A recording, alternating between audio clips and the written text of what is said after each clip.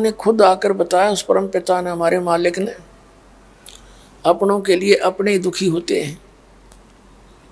उसने आके बताया कि तुम जिस सुख को, जिस परिवार को अपना माने बैठे हो, ये आपका नहीं है। यह भूल उस दिन मिटेगी जिस दिन आपकी मृत्यु हो जाएगी, फिर देर बहुत हो चुकी होगी।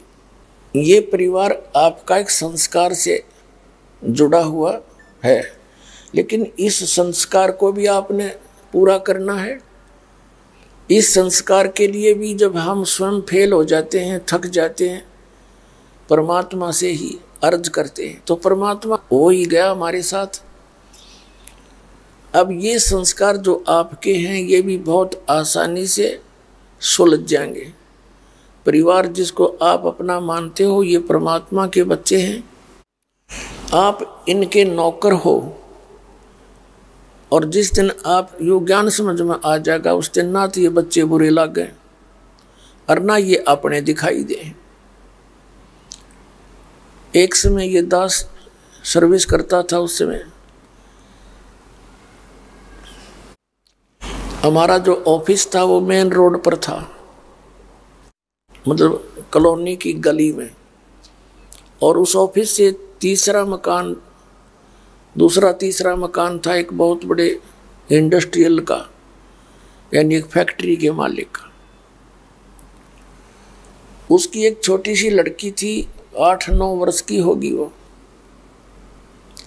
उसके लिए एक नौकरानी छोड़ रखी थी उसने, और उस लड़की का विद्यालय वहाँ से ज़्यादा 2000 फुट होगा, यानी 10 एकड़ की दूरी पे। तो उस लड़की के लिए उसने कोई साधन नहीं लगा रखा था, थोड़ी सी दूर जाना था, यही सोच करके भी लड़की पैदल जाएगी, अच्छा शरीर भी ठीक रहेगा। और नौकरानी उसको छोड़ने जाती थी और लेने जाती थी। तो दिन के समय सूर्य, यानी गर्मियों का सीजन था, जून का महीना, जैसे भी गर्मी का मौसम था। जब गर्मी के मौसम में या वर्षा के मौसम में वो क्या करती थी, छतरी साथ ले जाती थी, छाता, वो नौकरानी। और वो क्या करती थी, उस लड़की के ऊपर तो छाता रखती थी और स्वयं धूप में चलती थी।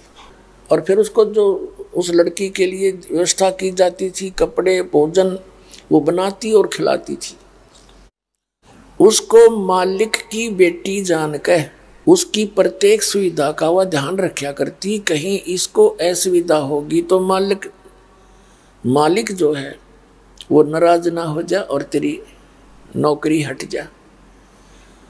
और जिस दिन उसकी नौकरी हटाई गई, उसके बाद उसने झांक कर भी ना देखा उस बेटी की ओर, वो लड़की की ओर, क्योंकि उसको पता था मेरी नहीं है। और सेवा इतनी करती थी अपनी बेटी की भी शायद ना करेगा, क्योंकि वो मालिक की बेटी दिखाई देती। तो पुण्यात्मा में जो भी संस्कार आपके साथ हैं, जिसका जैसा रोल मालिक ने दे रखा है, पिता पुत्र का, माता पिता का, पति पत्नी का, बहन भाई का, उसको ठीक ढंग से निभाते हुए और सबको उस परमात्मा के बच्चे बहन भाई सब उसके जानते हुए, तो आप जी ने ऐसे जीवन जीना पड़ेगा।